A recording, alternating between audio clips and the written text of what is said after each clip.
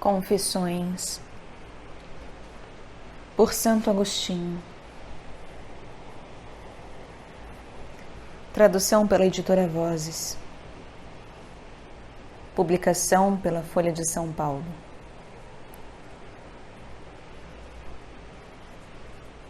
Livro 3º. Os Estudos. 1. Amores impuros.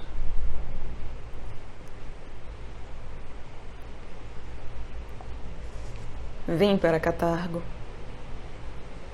De todos os lados fervia a sertã de criminosos amores. Ainda não amava e já gostava de amar. Impelido por uma necessidade secreta, enraivecia-me contra mim mesmo por não me sentir mais faminto de amor. Gostando de amar, procurava um objeto para esse amor. Odiava a minha vida estável e o caminho isento de riscos, porque sentia dentro de mim uma fome de alimento interior, de vós, ó meu Deus.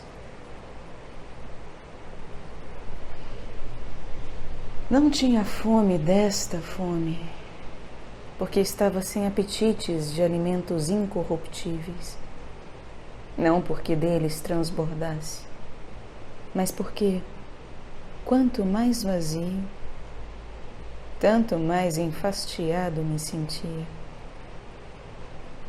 Por isso minha alma não tinha saúde e, ulcerosa, lançava-se para fora, ávida de se roçar miseravelmente aos objetos sensíveis. Mas se estes não tivessem alma, com certeza não seriam amados. Era para mim mais doce amar e ser amado, se podia gozar do corpo da pessoa amada. Deste modo, manchava com torpe concupiscência aquela fonte de amizade. Embaciava a sua pureza com o fumo infernal da luxúria. Não obstante ser feio e impuro, desejava, na minha excessiva vaidade, mostrar-me afável e delicado. Precipitei-me finalmente no amor em que anelava ser enredado. Oh, meu Deus, misericordiosa, misericórdia minha.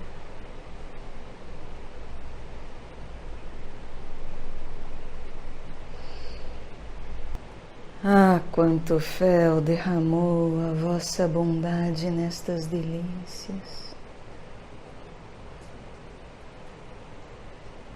Fui amado. Cheguei ocultamente aos laços do gozo, mas ainda que alegre, enredava-me nos laços das tribulações para ser flagelado pelas férreas e abrasantes varas do ciúme, das suspeitas, dos temores, dos ódios e das contentas. 2. Do prazer dramático.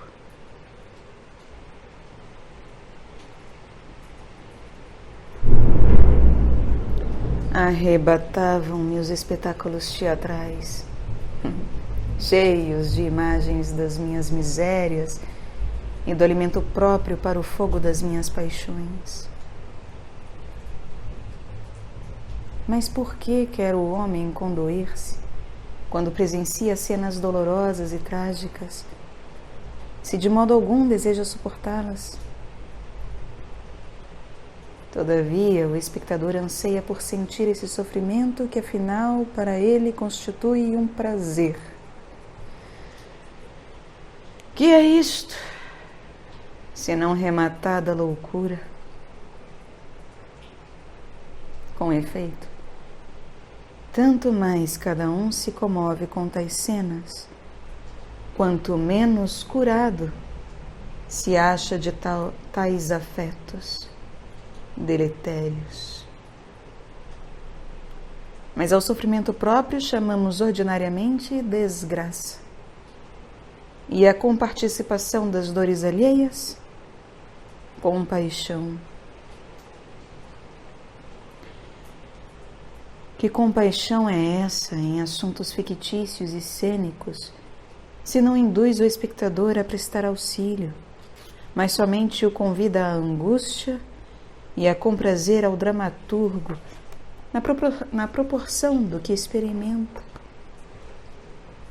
E se aquelas tragédias humanas, antigas ou fingidas, se apresentam de modo a não excitarem a compaixão, o espectador retira-se enfastiado e criticando. Pelo contrário, se comove, permanece atento e chora de satisfação.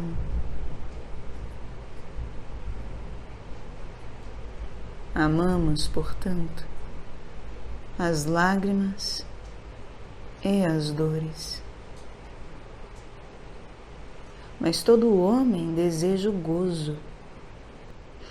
Ora, ainda que a ninguém apraza ser desgraçado, apraz-nos, contudo, ser compadecidos. Não gostaremos nós dessas emoções dolorosas pelo único motivo de que a compaixão é companheira inseparável da dor?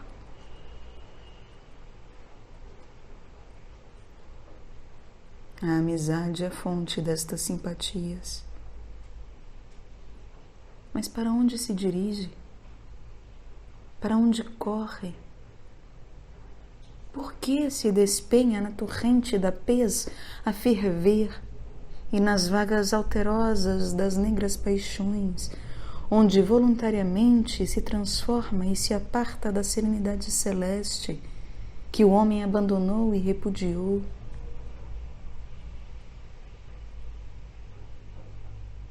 Logo, deve-se repelir a compaixão? De modo nenhum. Convém, portanto, amar algumas vezes as dores. Mas acautela-te da impureza, ó minha alma, sob a proteção do meu Deus, do Deus dos nossos pais, digno de louvor e honra por todos os séculos. Foge da impureza. Agora, nem por isso me fecho à compaixão, mas em tempos passados compartilhava no teatro da satisfação dos amantes que mutuamente se gozavam pela torpeza, se bem que espetáculos destes não passassem de meras ficções. Quando se desgraçavam, eu piedosamente me contristava. Numa e noutra coisa, sentia prazer. Hoje, porém, compadeço-me mais do homem que se alegra no vício do que daquele que pungentemente sofre com a perda do prazer funesto ou com a privação de uma miserável felicidade. Esta piedade é mais real. Porém, a dor não encontra nela prazer algum.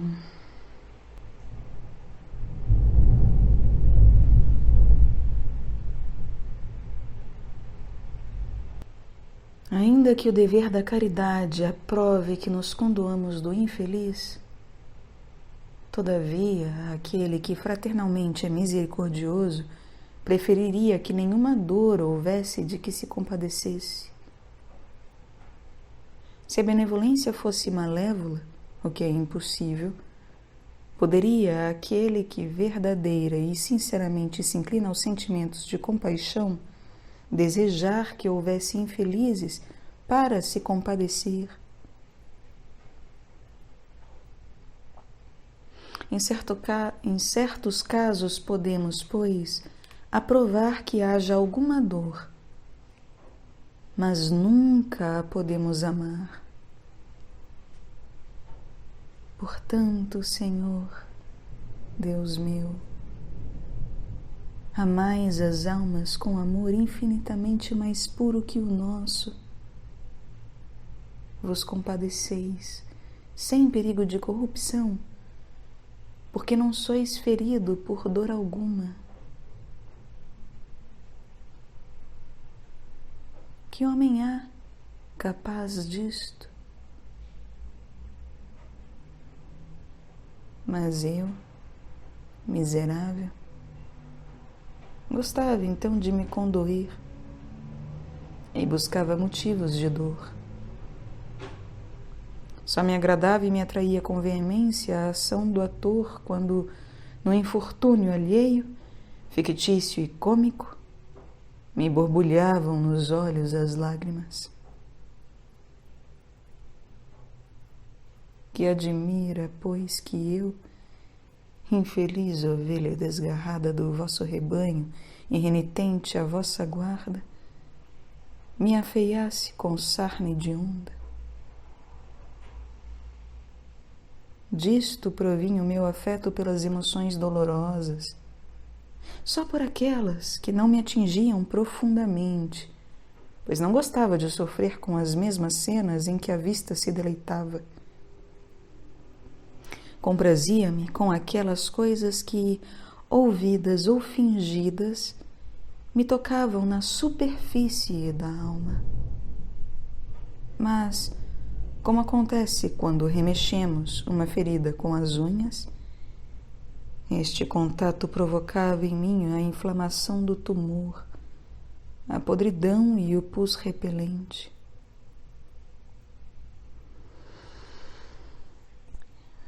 Tal era a minha vida. Mas isto, meu Deus, podia chamar-se vida?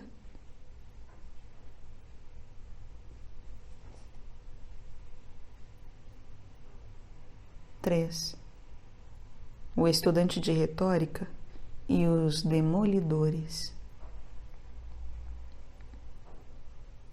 E a vossa fiel misericórdia pairava de longe sobre mim. Em quantas iniquidades me corrompi, e a quantas curiosidades sacrílegas me entreguei,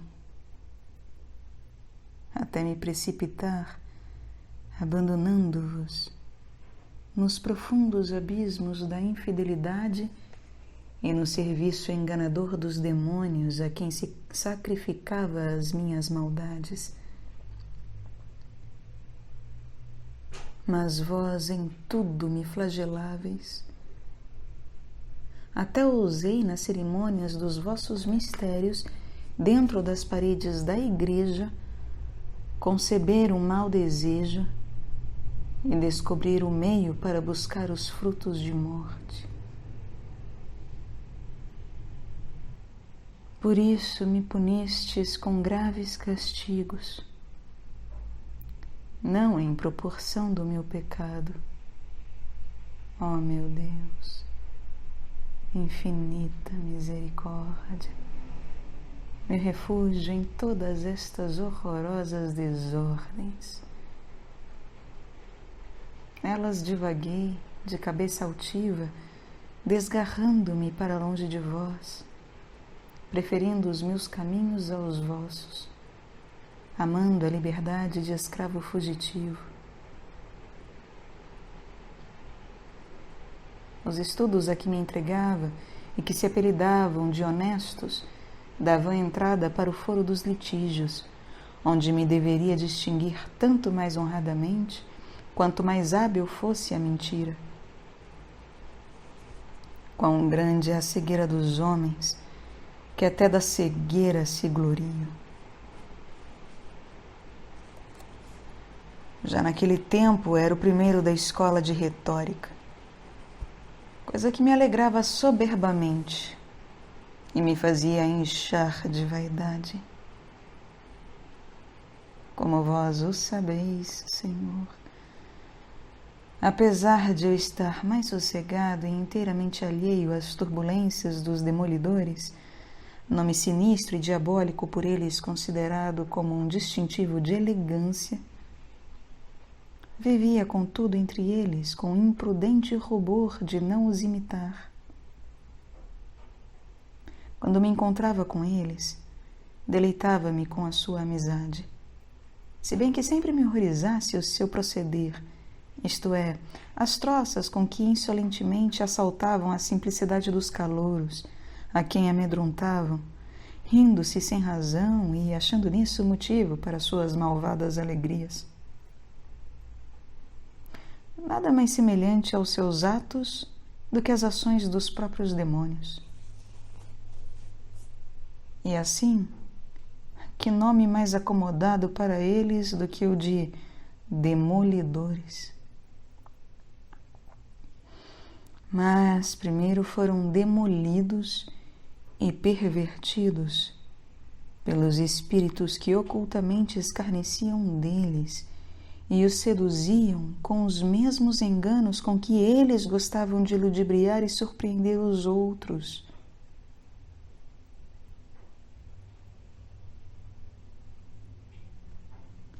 IV.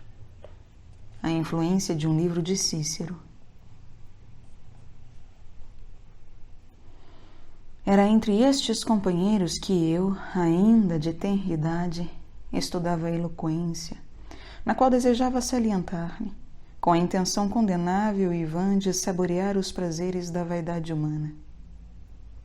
Seguindo o programa do curso, cheguei ao livro do Cícero, cuja linguagem, mais do que o coração, quase todos louvam. Esse livro contém uma exortação ao estudo da filosofia. Chama-se Hortêncio. Ele mudou o alvo das minhas afeições e encaminhou para vós, Senhor, as minhas preces, transformando as minhas aspirações e desejos. Imediatamente se tornaram vês, a meus olhos, as vãs esperanças. Já ambicionava, com incrível ardor do coração, a sabedoria imortal. Principiava a levantar-me para voltar para vós. Não era para limar a linguagem, aperfeiçoamento que, segundo o meu parecer, compraria à custa do dinheiro de minha mãe. Não era para limar a linguagem, repito, que utilizava aquele livro. Contando eu 19 anos de idade, havendo já decorrido 2 após a morte de meu pai. Não era o estilo, mas sim o assunto tratado que me persuadia a lê-lo.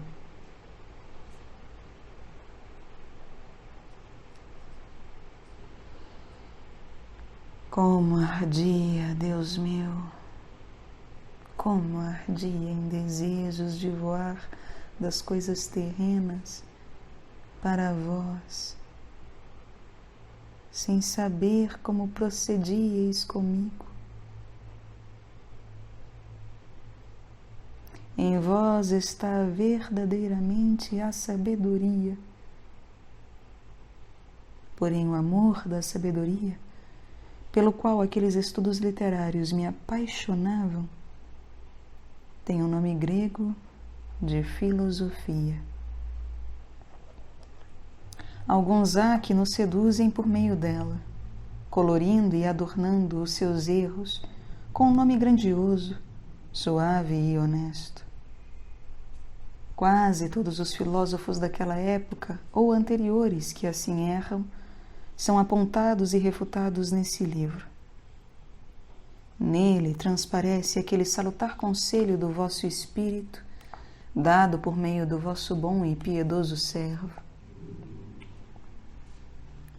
Vede, não vos iluda alguém com a filosofia e com miragens, conforme as tradições dos homens e os ensinamentos do mundo, e não segundo Cristo, porque é nele que habita corporalmente toda a plenitude da divindade.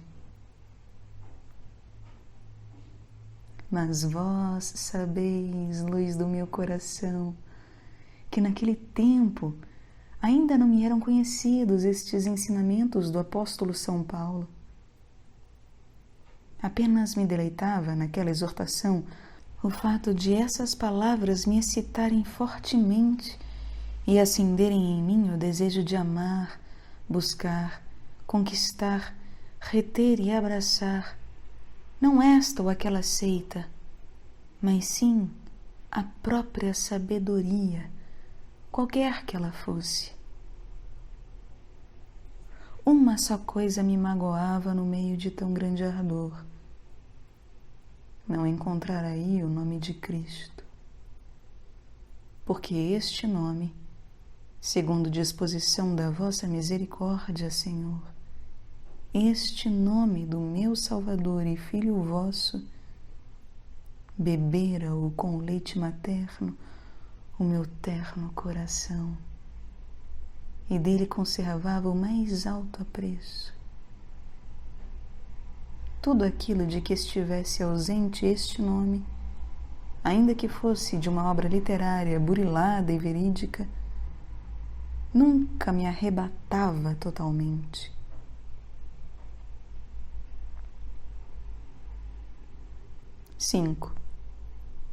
Perante a simplicidade da Bíblia. Determinei, por isso, dedicar-me ao estudo da Sagrada Escritura para a conhecer. Vi então uma coisa encoberta para os soberbos, obscura para as crianças, mas humilde no começo, sublime à medida que se avança e velada com mistérios. Não estava ainda disposto a poder entrar nela ou inclinar a cerviz a sua passagem. O que senti quando tomei nas mãos aquele livro não foi o que acabo de dizer, senão que me pareceu indigno compará-lo à elegância ciceroniana. A sua simplicidade repugnava ao meu orgulho, e a luz da minha inteligência não lhe penetrava no íntimo. Na verdade, a agudeza da vista cresce com as crianças. Porém, eu de nenhum modo queria passar por criança, e enfatuado pelo orgulho, tinha-me na conta de grande.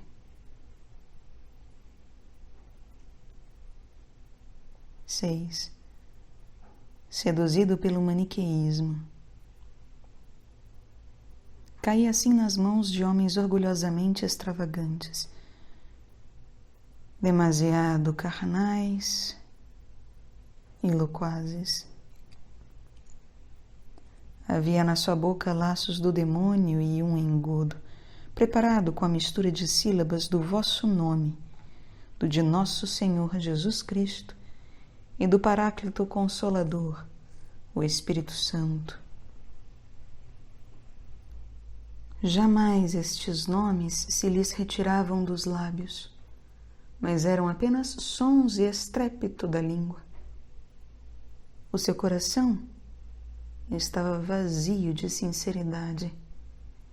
Diziam: verdade e mais verdade. Incessantemente me falavam dela, mas não existia neles. Exprimiam-se falsamente não só de vós, que verdadeiramente sois a verdade, mas ainda acerca dos elementos deste mundo, criaturas vossas. A respeito destas, por amor de vós, Pai sumamente bom e formosura de todas as formosuras, tive de ultrapassar nos raciocínios aos filósofos, ainda mesmo aos que falam com exatidão.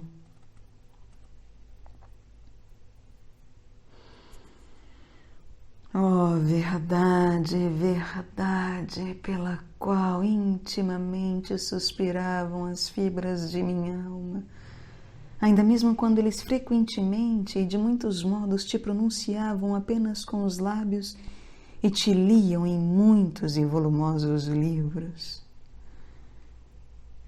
As iguarias que me apresentavam a mim, faminto de vossa graça, eram, em vez de vós, o sol e a lua, lindas obras vossas, mas, enfim, obras vossas, e nunca vós mesmo.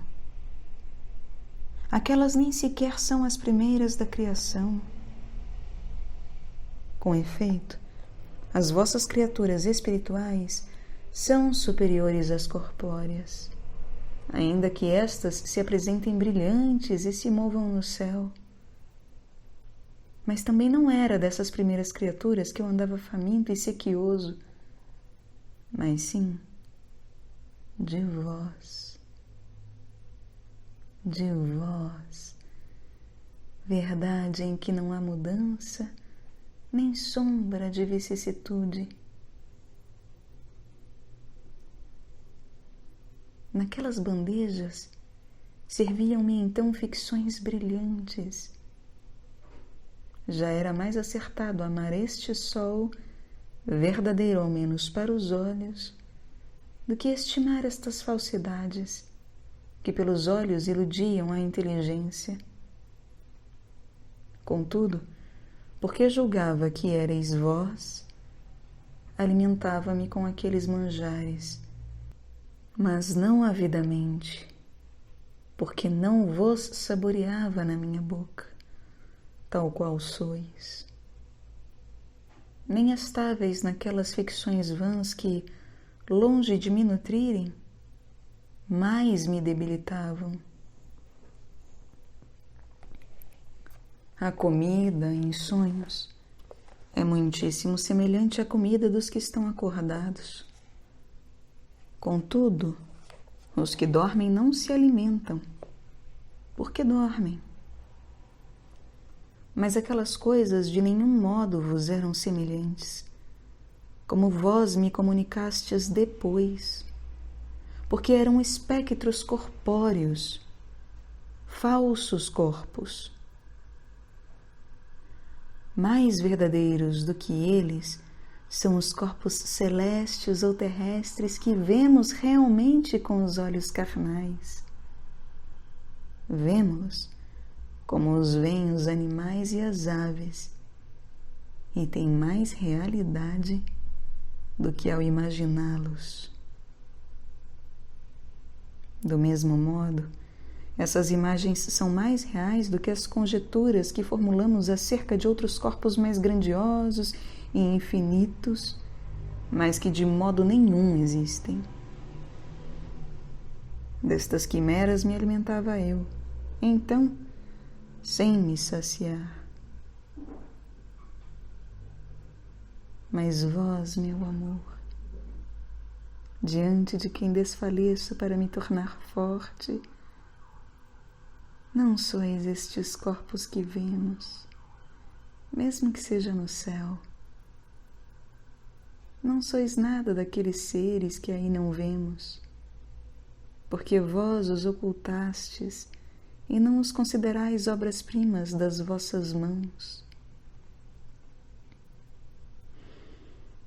Quão longe estáis, portanto, daquelas minhas quimeras, ficções de corpos que de nenhum modo existem. Mais certas que elas são as imagens dos corpos que existem, e mais certas ainda que estas mesmas imagens são os próprios corpos que vós não sois. mas também não sois a alma, que é a vida dos corpos. Esta vida dos corpos melhor e mais real do que os corpos. Porém, sois a vida das almas, a vida das vidas, que vive em razão de si mesma e que não muda, a vida de minha alma. Onde então estáveis para mim? E quão distante? Peregrinava longe de vós, excluído até das bolotas dos animais imundos, com que eu os alimentava. Quanto melhores, na verdade, eram as fábulas dos gramáticos e poetas do que aqueles enganosos laços. Com efeito, os versos, o canto e o voo de Medeia são certamente mais úteis que os 5 elementos do mundo, coloridos de 1000 modos, em razão dos 5 antros de trevas que, além de não existirem, matam a quem neles acredita. Porém, a poesia e ao verso transformo-os em deleitoso alimento de meu espírito.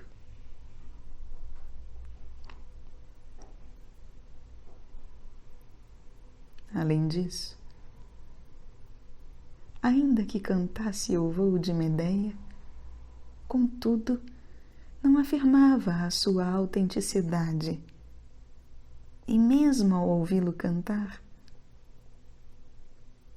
não lhe dava crédito. Mas, ai de mim, acreditei nos erros dos maniqueístas, por que passos ia descendo até o profundo do inferno, trabalhando e consumindo-me com a falta da verdade, quando eu vos procurava.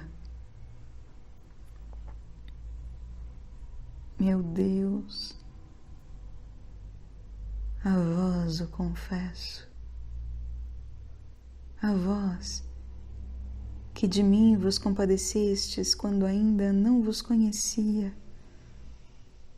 quando vos buscava não segundo a compreensão da inteligência, mas segundo o raciocínio da carne. Vós, porém, ereis mais íntimo que meu próprio íntimo e mais sublime que o ápice do meu ser. Encontrei aquela mulher audaz e desprovida de prudência, enigma de Salomão, assentada à porta numa cadeira, dizendo: comei à vontade o pão tomado às escondidas e bebei a doçura da água roubada. Ela me seduziu, porque me encontrou fora de mim, habitando nos olhos da minha carne e ruminando o que por eles tinha devorado.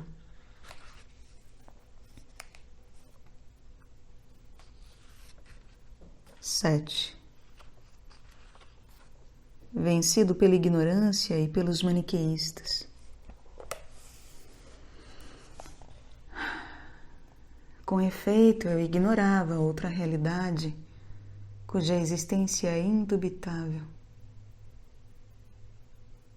Era como que impelido por uma aguilhada a submeter-me à opinião dos insensatos impostores, quando me perguntavam a origem do mal, se Deus era ou não limitado por forma corpórea, se tinha cabelos e unhas, se deviam reputar justos os que possuíam simultaneamente muitas mulheres, os que assassinavam homens e sacrificavam animais. Perturbava-se a minha ignorância com estas perguntas. Assim, afastava-me da verdade com a aparência de caminhar para ela, porque não sabia que o mal é apenas a privação do bem, privação cujo último termo é o nada. Como podia eu conhecê-lo, se meus olhos só atingiam o corpo e meu espírito não via mais do que fantasmas? Ignorava que Deus é espírito e não tem membros dotados de comprimento e de largura, nem a matéria, porque a matéria é menor na sua parte do que no seu todo. Ainda que a matéria fosse infinita, seria menor em alguma das suas partes, limitada por um certo espaço, do que na sua infinitude. Nem se concentra toda inteira em qualquer parte, como o Espírito, como Deus. Desconhecia inteiramente que princípio havia em nós, segundo o qual na Sagrada Escritura se diz que fomos feitos à imagem de Deus. Ignorava a verdadeira justiça interior, que não julga pelo costume, mas pela lei retíssima do Deus onipotente. Segundo ela, formam-se os costumes das nações e dos tempos, consoante as nações e os tempos, permanecendo ela sempre a mesma em toda parte, sem se distinguir na essência ou nas modalidades, em qualquer lugar. À face desta lei foram justos Abraão, Isaque, Jacó, Moisés, Davi e todos os que Deus louvou por sua própria boca. A esses tiveram-nos na conta de loucos os ignorantes, que julgam conforme a sabedoria humana e avaliam todos os costumes do gênero humano pela medida dos seus, tal qual um nécio que, desconhecendo na armadura o que é apto a cada parte do corpo, quisesse cobrir a cabeça com uma couraça e guarnecer os pés com um capacete, e se queixasse de que não se adaptavam convenientemente. Ou como se num dia, cuja tarde fosse declarada feriado, alguém se irritasse por não lhe ser concedido expor mercadorias à venda, sob o pretexto de que lhe fora permitido de manhã. Ou como se na mesma casa alguém visse um escravo manuseando qualquer coisa que não é permitido tocar ao copeiro, ou fazer atrás de uma estrebaria qualquer serviço proibido à mesa, e se indignasse de que, sendo uma só a habitação, uma só a família, não tenham todos as mesmas atribuições em toda a parte. Tais são os que se irritam por terem ouvido dizer que noutros tempos se permitia aos justos o que agora lhes é vedado e que Deus, por razões momentâneas, preceituou aos primeiros uma coisa e aos vindouros outra, estando uns e outros sujeitos à mesma injustiça. Como se não vissem que no mesmo homem, no mesmo dia e na mesma casa, tal coisa convém a este membro, e tal outra a aquele. O que há pouco era permitido, já não o é agora. Certas coisas que antes eram lícitas e até prescritas, agora são justamente proibidas e castigadas.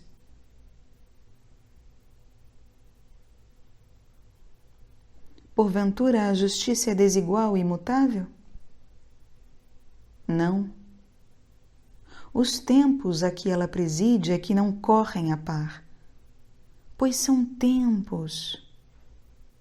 E os homens, cuja vida sobre a terra é breve, não sabem harmonizar pelo raciocínio as razões dos tempos passados e dos outros povos, porque delas não tiveram conhecimento direto, mas podem verificar facilmente pela experiência própria, no mesmo corpo, no mesmo dia e na mesma casa, o que convém a tal membro e tais circunstâncias, a tal lugar ou a tais pessoas. No primeiro caso, escandalizam-se, mas no segundo já se conformam. Estas coisas desconhecia-as eu então e não refletia. De todos os lados feriam os meus olhos sem que as visse. Declamava versos, e também não me era lícito colocar um pé onde me aprouvesse, mas sim conforme as exigências do metro, e ainda num só verso não podia meter o mesmo pé em todas as partes. A própria arte da prosódia, segundo a qual recitava, não constava de uma coisa aqui, outra ali. Pelo contrário, constituía um conjunto de regras. Não reparava que a justiça, a que os homens retos e santos se sujeitaram, formava nos seus preceitos um todo muito mais belo e sublime. Não varia na sua parte essencial, nem distribui e determina para as diversas épocas tudo simultaneamente, mas o que é próprio de cada uma delas. Na minha cegueira, censurava os piedosos patriarcas, que não só usavam do presente, conforme os preceitos e inspirações de Deus, mas também prefiguravam o futuro, segundo o que Deus lhes revelava.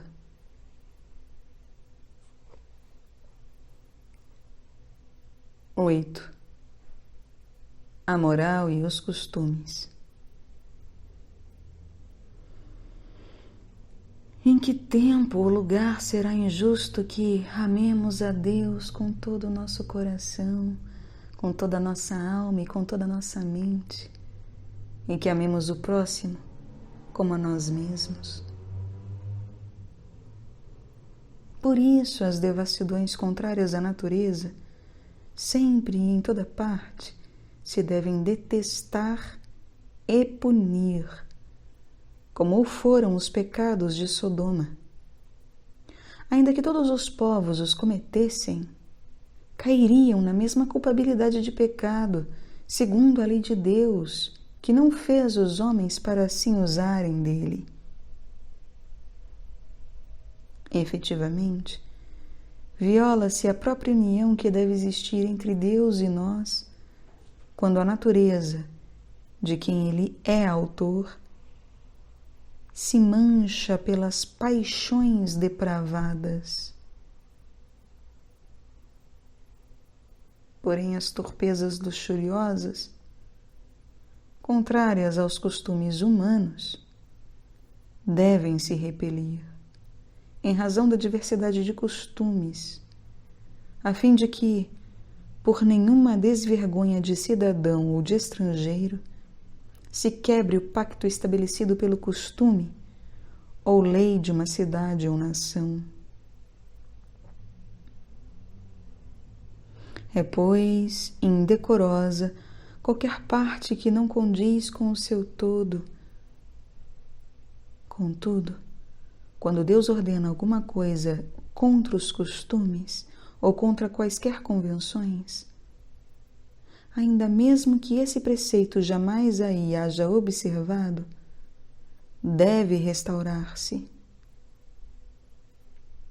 Se é lícito ao rei da cidade, a que preside, dar uma ordem que antes dele jamais alguém, nem sequer ele mesmo, prescreveu, e se o obedecer-lhe não vai contra os princípios sociais da cidade, antes é contrário a eles o desobedecer-lhe, pois a obediência aos reis é um pacto geral da sociedade humana, com quanto maior razão se deve obedecer sem hesitações às ordens de Deus, Rei efetivo de toda a criação.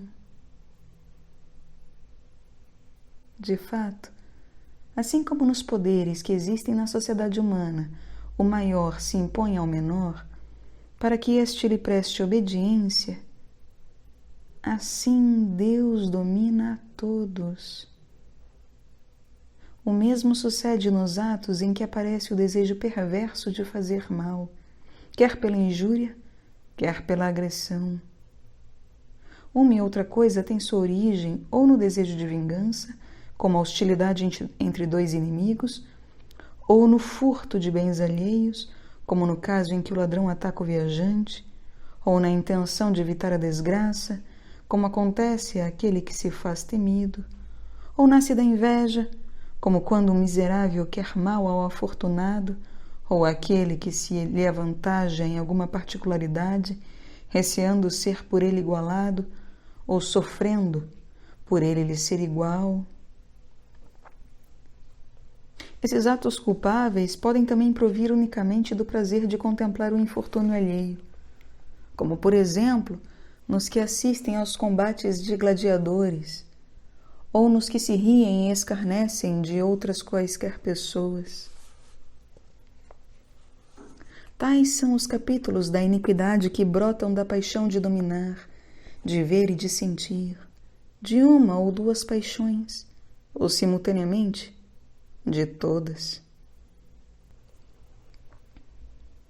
Vive-se pecaminosamente contra os mandamentos, contra o saltério de 10 cordas, que é o vosso decálogo, ó Deus tão sublime e tão suave.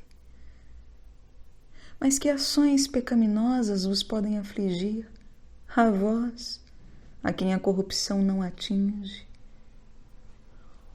Ou que pecados se pode levantar contra vós, a quem nada pode prejudicar? Punis o que os homens cometem contra si próprios, porque ainda mesmo quando vos ofendem, agem impiamente contra as suas almas. A própria iniquidade se engana a si mesma, corrompendo-se e pervertendo-se na sua natureza, feita e ordenada por vós, quer servindo-se imoderadamente das coisas que lhes são lícitas, quer ardendo na concupiscência do ilícito, no uso daquilo que é contra a natureza. Agem pecaminosamente, revoltando-se contra a vossa vontade, de coração ou com palavras, e recalcitrando contra o aguilhão. Ofendem-vos igualmente quando, transpostos os limites da sociedade humana, se alegram audaciosamente com as facções e com as desavenças, conforme o que lhes trouxer agrado ou mal-estar. Tudo isto sucede quando sois abandonado, ó fonte de vida, único e verdadeiro Criador e Senhor de tudo. Neste caso, por orgulho individual, ama-se a parte falsamente tomada como um todo. É pela piedade humilde que se vai até vós, para purificardes os nossos maus hábitos.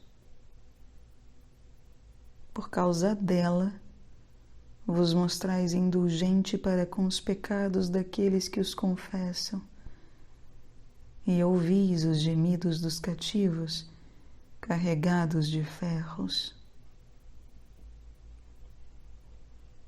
Deste modo, soltai-nos dos grilhões por nós mesmos preparados, contanto que jamais ergamos contra vós os chifres de uma falsa liberdade, cobiçosos de possuir mais haveres, com risco de tudo perdermos prejudicialmente, se amarmos mais o nosso egoísmo do que a vós, soberano bem.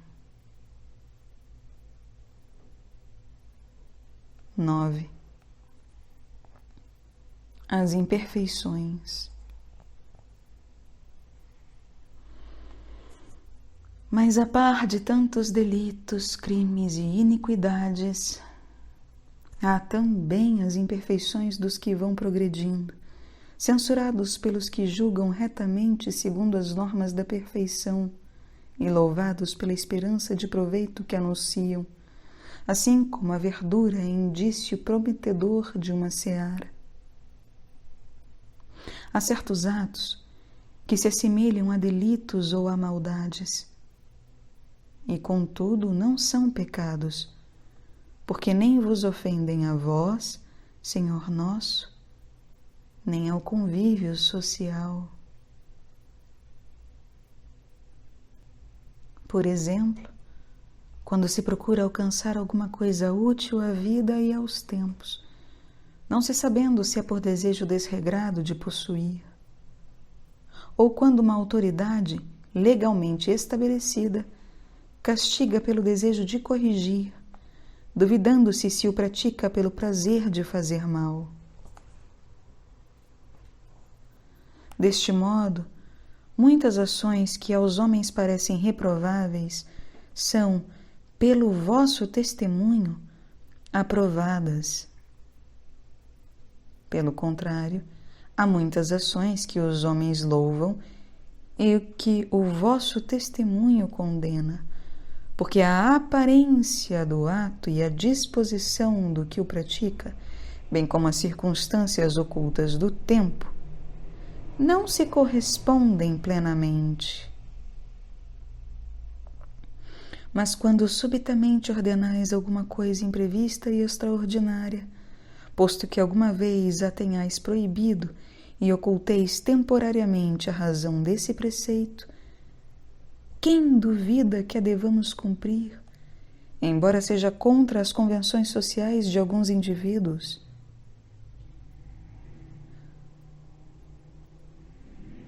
Só é justa a sociedade que vos obedece. Felizes aqueles que sabem o que vós lhes preceituastes. Tudo o que os vossos servos praticam se dirige ou a executar o que presentemente é preciso, ou a significar o futuro.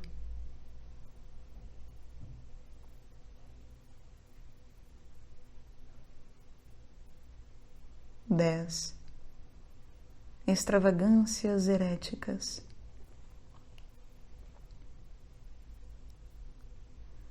Porque desconheci estas verdades, ria-me dos vossos santos e profetas.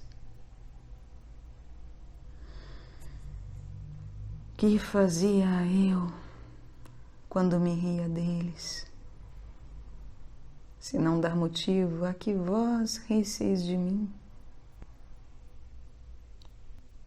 Pouco a pouco, insensivelmente, cheguei à extravagância de crer que um figo, ao ser colhido, chorava, juntamente com a mãe, a figueira, lágrimas de leite.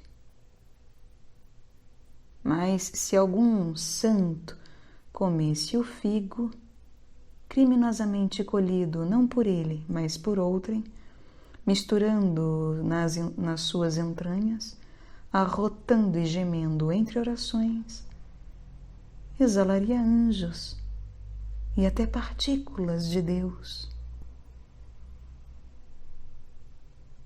Essas partículas do soberano e verdadeiro Deus ficavam presas no fruto, a não ser que fossem libertadas pelos dentes e estômagos de um eleito.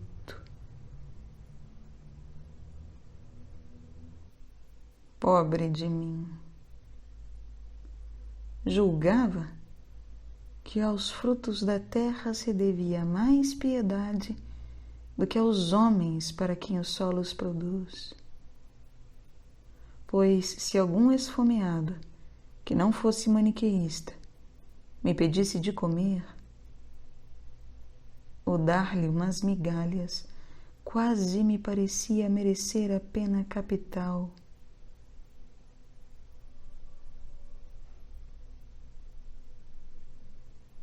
11. O sonho de Mônica.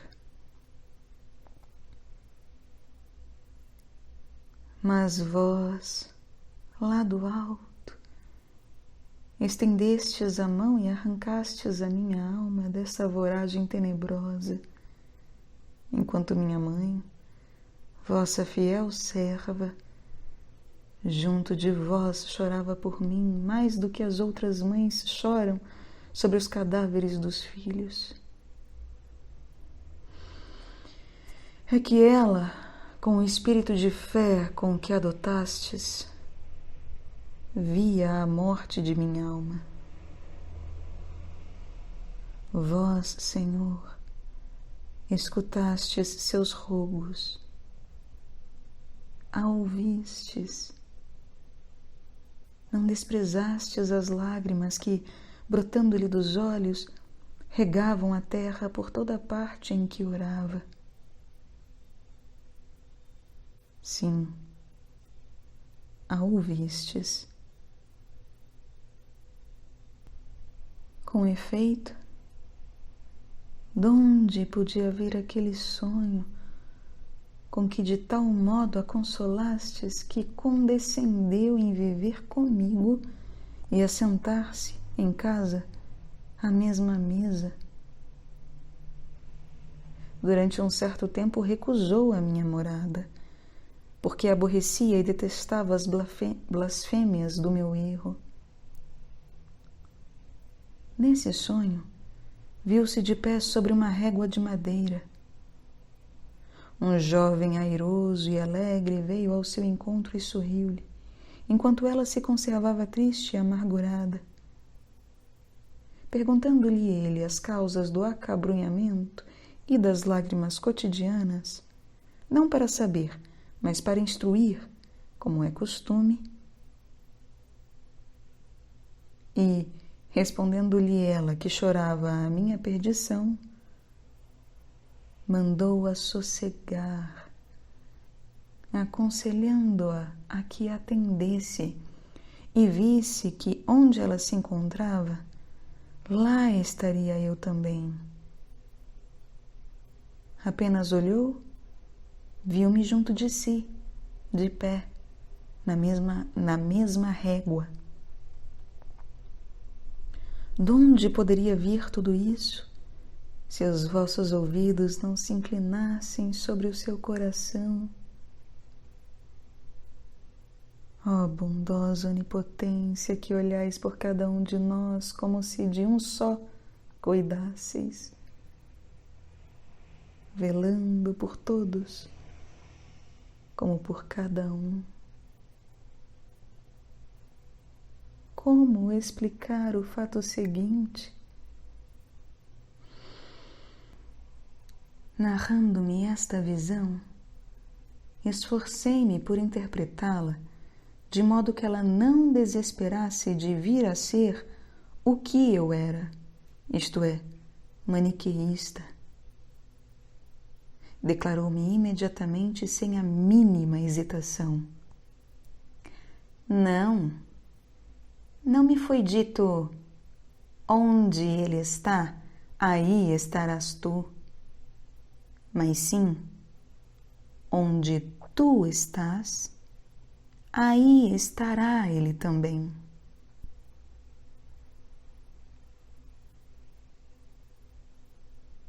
Senhor, quanto me posso lembrar, confesso-vos o que muitas vezes tenho dito. Mais do que o próprio sonho, abalou-me então aquela vossa resposta dada por intermédio da solicitude de minha mãe. Esta não se perturbou com aquela interpretação falsa, mas tão prontamente viu o que devia ver, e o que eu, na verdade, não vira antes que ela o dissesse.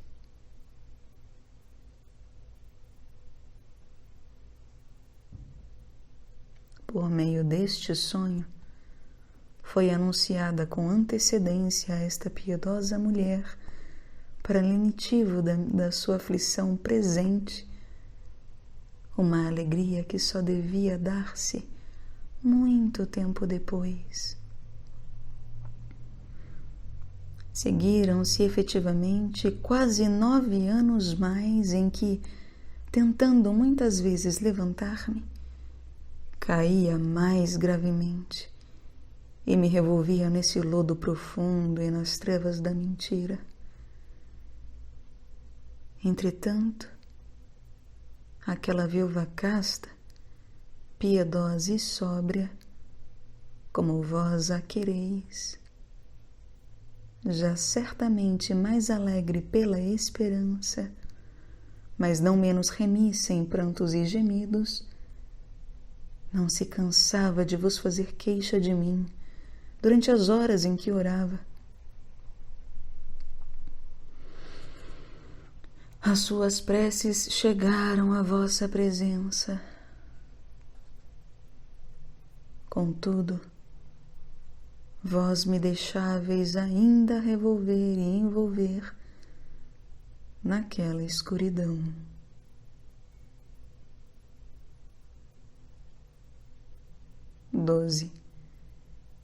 Teu filho não perecerá. Na mesma ocasião me destes outra resposta de que ainda me lembro. Como estou com pressa de vos confessar o que é de mais urgência, deixo de referir algumas coisas, não falando já de muitas outras de que não me recordo. Vós me destes, pois, outra resposta, por meio de certo bispo, ministro vosso que crescera à sombra do santuário e muito douto nos vossos livros. Pedira-lhe minha mãe que se dignasse falar comigo, refutar-me os erros, afastar-me do mal, ensinar-me o bem. Costumava fazer isto mesmo com todos os que achava dispostos. Recusou-se, porém, sem dúvida por prudência, como depois vim a perceber. Respondeu que eu era ainda indócil, por me encontrar enfatuado com a novidade daquela heresia e por ter já embaraçado com certas objeções fáceis a muitos ignorantes, como ela lhe acabava de dizer. E acrescentou: deixe-o ficar onde está. Limite-se a rezar por ele a Deus. Pela leitura, ele mesmo reconhecerá o erro e quão grande é a sua impiedade. Ao mesmo tempo, contou que também ele, em criança, tinha sido entregue aos maniqueístas pela mãe, seduzida pelo erro, que não só lera, mas copiara também quase todos os seus livros, que, sem qualquer controvérsia e sem que ninguém procurasse convencê-lo, chegara à conclusão de que tinha que abandonar aquela seita e que por isso a deixara. Depois de assim falar, não querendo ela sossegar e instando com mais súplicas e mais copiosas lágrimas, para que visse e discutisse comigo, disse-lhe o bispo, já um pouco enfadado: vai em paz e continua a viver assim, porque é impossível que pereça o filho de tantas lágrimas. Muitas vezes recordava ela mais tarde, nas suas conversas comigo, que recebera aquelas palavras como vindas do céu.